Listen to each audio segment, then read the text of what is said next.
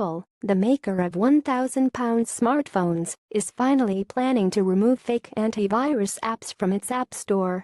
9005 Mac claims that changes to the Apple developer terms and conditions will give it more leverage against dodgy app developers whose wares don't live up to their claims.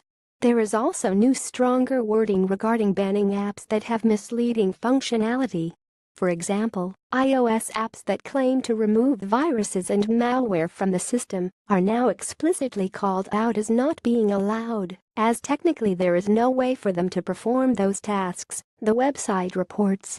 V3 has asked Apple for comment, which hasn't been forthcoming at the time of writing.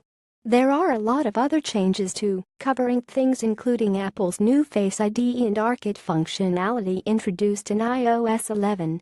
The guidelines say that Arcade apps must offer rich and integrated augmented reality experiences, suggesting that simple demo and cookie-cutter apps will be rejected.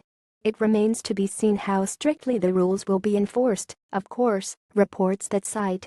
We have found Apple's latest App Store guidelines, as updated on 14 September, and while it is not exactly clear what parts of it are new, there are elements of it that are very interesting. For example, this rule, which probably does not need to be spelled out, apps that solicit, promote, or encourage criminal or clearly reckless behavior will be rejected. In extreme cases, such as apps that are found to facilitate human trafficking and/or the exploitation of children, appropriate authorities will be notified. Perhaps we are just new to this, but a lot of the guidelines are interesting.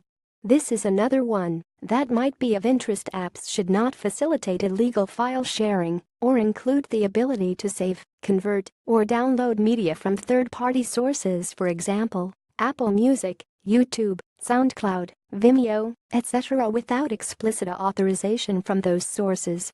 Streaming of audio-video content may also violate terms of use, so be sure to check before your app accesses those services. Documentation must be provided upon request. In other words, Apple is extending its control over what you can do on your device. There is also some stuff in there about data sharing, which Apple is also not that keen on. You may not use or transmit someone's personal data without first obtaining their permission and providing access to information about how and where the data will be used. Data collected from apps may not be used or shared with third parties for purposes unrelated to improving the user experience or software or hardware performance connected to the app's functionality, or to serve advertising in compliance with the Apple Developer Program License Agreement, says the firm. Data gathered from the HomeKit API or from depth and/or facial mapping tools, e.g. Arcade, camera APIs, or photo APIs may not be used for advertising or other use-based data mining, including by third parties.